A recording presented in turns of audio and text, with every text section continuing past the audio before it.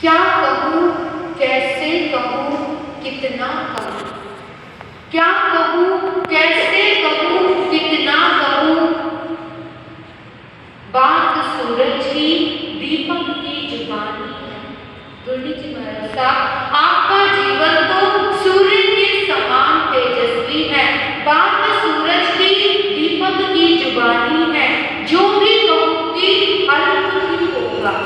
गुरु की गुण गाथा को हम नहीं गा सकते।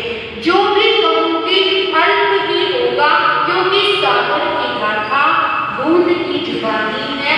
सागर की गाथा बूंद की जुबानी है। पूज्य गुरु जी महाराज साहब के चरणों में रहने का, उनके दर्शन करने का, उनके सानिध्य को प्राप्त करने का अवसर शायद हमारा सौभाग्य नहीं था, हमें प्राप्त नहीं हो पाया। हमने उस कृपा को, उस छत्र छाया को अनुभव नहीं किया। लेकिन पूज्य गुरुवर्य जी महाराज साहब, पूज्य उत्तर भारतीय प्रवृत्ति गुरु जी महाराज साहब, पूज्य परम सेवा भावी हम गुरुवर्य जी महाराज साहब, जब उनकी कृपाओं को, उनके जीवन को, उनके गुणों को हमें बताते हैं, तब ऐसा लगता है कि हमने अपने गुरुवर्य में उनकी शीतल छाया का अनुभव आज भी महसूस कर रहे हैं। उनके गुणों को आज भी हम देख पा रहे हैं। कैसा था उनका जीवन, कैसी थी उनकी साधना, उनका नाम भी उनके गुणों को व्याख्यायित करता है। क्या नाम है गुरु जी महाराज साहब का? पूज्य शशिकांता जी महाराज साहब कहती हैं कि जब एक उद्यान में एक पुष्प खिलता है, तब क्या होता है? उस पुष्प के खिलने से केवल वो पुष्प ही नहीं महकता, केवल वो डाली ही नहीं महकती, केवल वो पौधा ही नहीं महकता, बल्कि उस एक पुष्प के विकसित होने से पूरा उद्यान क्या होता है? सुरभित हो जाता है, सुगंधित हो जाता है, महक जाता है। इसी प्रकार से जब महापुरुषों का इस धरा पर आगमन होता है, जन्म होता है, तो उनके गुणों से इस जीवन, इस जहां का कण कण महक जाता है। हम जैसे अबोध प्राणियों के ऊपर भी उनकी कृपा का वर्षण होता है, तो हमारा जीवन भी सुगंधित बन जाता है। गुरु जी महाराज साहब का नाम था शशिकांता जी महाराज साहब। शशि यानी चंद्रमा और कांत यानी, कांत का अर्थ क्या होता है? कांत यानी जो प्रिय, कांत यानी प्रिय, जो चंद्रमा के समान सभी को प्रिय थे। चंद्रमा प्रिय क्यों होता है? चंद्रमा क्यों प्रिय होता है? शीतलता प्रदान करता है। चंद्रमा अपनी किरणों के द्वारा हमें शीतलता देता है, इसीलिए सभी को चंद्रमा प्रिय लगता है।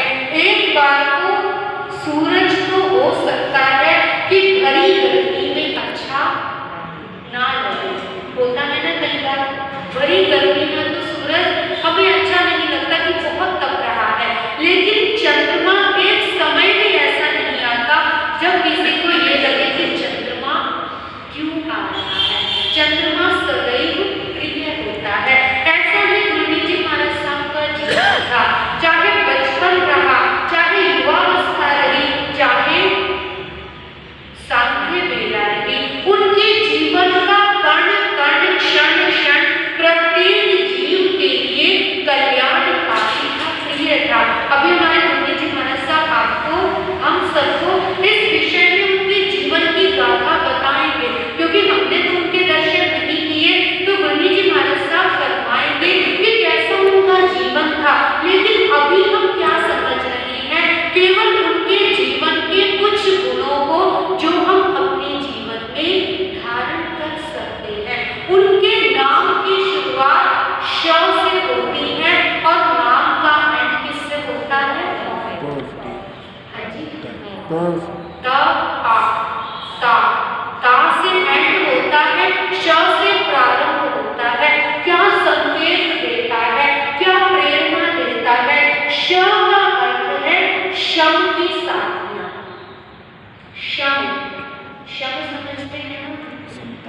सम्यक के 5 गुण कौन से हैं?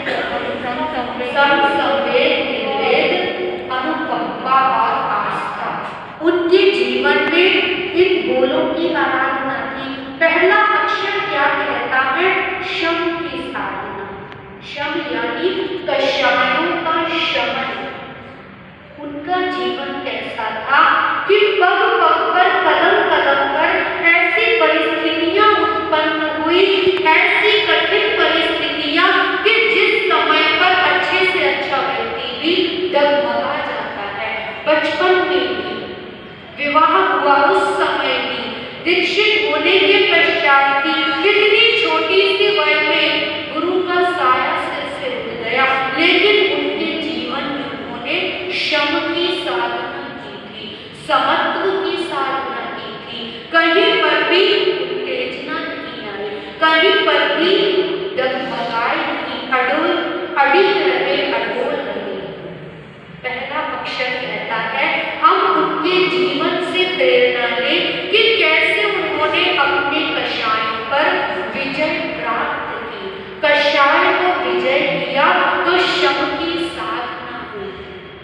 अब ऐसा नहीं कि वे कषाय विजेता थे या वे समत्व के साधक थे तो बड़े ही कठोर नहीं हो, कोई उनके पास जाने से भी डरता हो, ऐसा नहीं।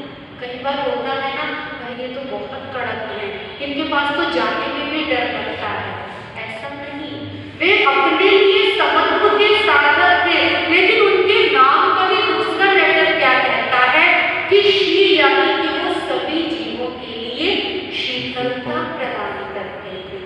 जब जब उनके चरणों में जो जाकर बैठता था, जिन्होंने उनके सानिध्य का अनुभव किया है, वे इस बात को आज भी कहते हैं कि गुरु जी के चरणों में जब जाते थे तो ऐसा लगता था कि माता का वरदान, माता की छत्र छाया मिल गई, माँ जैसी शीतलता का अनुभव होता था, माँ जैसे प्रेम वात्सल्य का अनुभव उनकी छाया में बैठकर होता था। वे सभी के लिए शीतलता प्रदान करते थे, समत्व के साधक थे, शीतलता प्रदान करने वाले थे। और तीसरा अक्षर क्या है? क।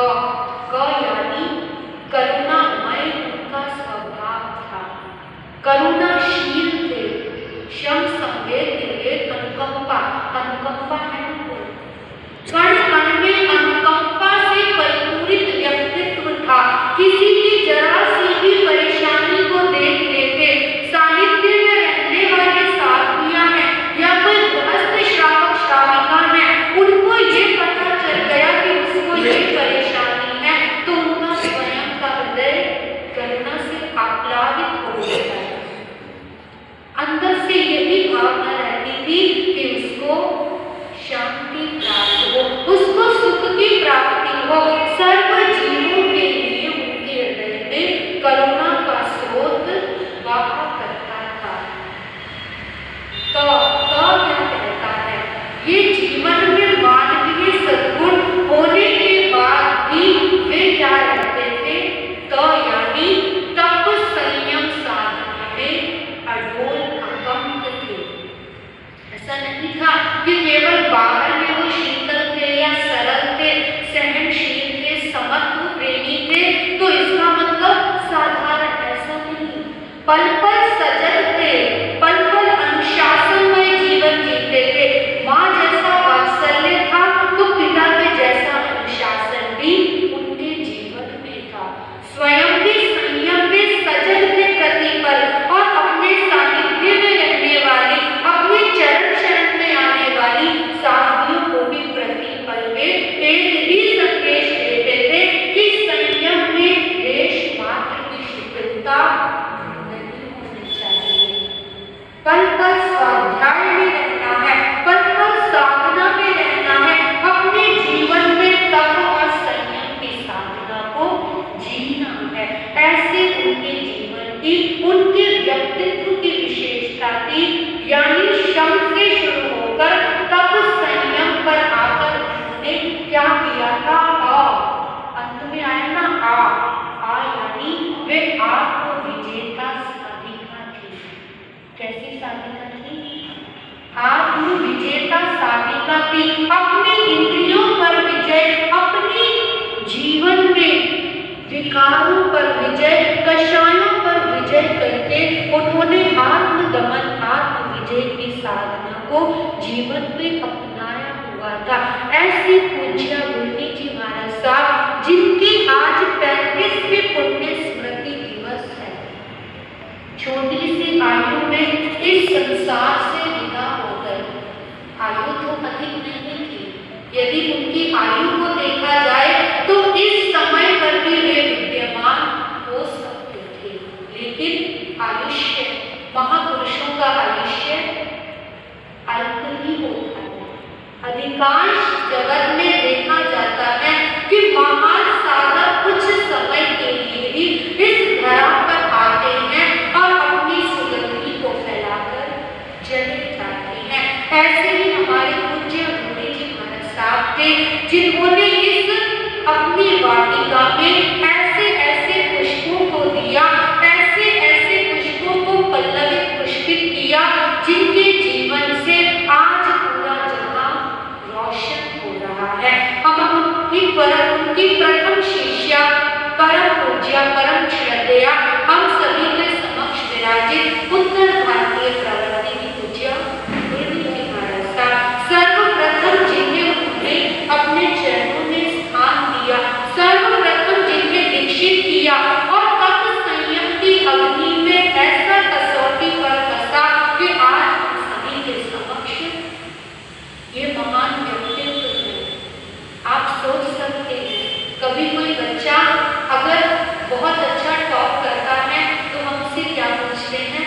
कौन से स्कूल में पढ़ा, कौन से कॉलेज से पढ़ाई की है, आपके टीचर कौन से रहे हैं, कौन सी एकेडमी से पढ़ा है। यानी कि गुरु शिष्य से हम क्या सोचते हैं कि जब शिष्य ऐसा है, जब विद्यार्थी ऐसा है, तो जहां से ये पढ़ा है, जिस गुरु से शिक्षा ली, वो कैसे महान बने होंगे।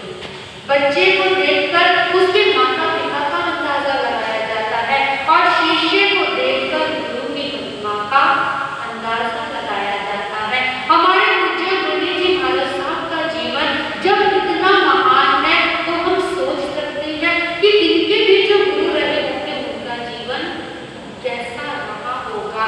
ऐसी उनकी कृपा आज इस मुरली शशि वाटिका के ऊपर बरस रही है। उनके आगे 5 शिष्यों को उन्होंने दीक्षित किया। सबसे बड़े हमारे मुरली जी महाराज साहब, दूसरे क्रम पर स्नेहमूर्ति महासाध्वी श्री स्नेह कुमारी जी महाराज साहब, जो कि वर्तमान में देवलोक की ओर प्रयाण कर चुके हैं। तीसरे महासाध्वी संयम ज्योति श्री अनिल कुमारी जी महाराज साहब, चौथे सरल मना महासाध्वी श्री अजय कुमारी जी महाराज साहब और 5वें प्रसन्न मना सरल मना श्री मीना जी महाराज साहब। ये 5 शिष्यों का उन मुरली मैया का ये परिवार है। उनकी ये वाटिका के पुष्प, जिनमें से 4 को हम वर्तमान में खो चुके हैं, लेकिन उनकी स्मृतियां उनके शिष्य परिवार में आज भी विद्यमान है। उनकी कृपा का वर्षण हमने चाहे दर्शन नहीं किए, लेकिन हम भी आज अनुभव करते हैं। तो ऐसी मुरलीधर श्री जी के आज पुण्य स्मृति दिवस पर हम उनके श्री चरणों में अनंत अनंत वंदन नमन करते हैं। महासतियों में श्रेष्ठ आप थे, शांति क्षमा गुण धाम। महासतियों में श्रेष्ठ आप थे, शांति क्षमा गुण धाम। हम सब के थे मालिका, आपको कोटि कोटि प्रणाम। हम सब के थे मालिका, आपको कोटि कोटि प्रणाम। ऐसे मुरली जी महाराज साहब के चरणों में इतना ही श्रद्धांजलि पुष्प अर्पित करना चाहूंगी। हे मुरली जी महाराज साहब, आप जहाँ पर भी विराजमान हैं, जिस भी लोक को पवित्र कर रहे हैं, वहीं से अपनी इस वाटिका पर मुझ अबोध बच्चे पर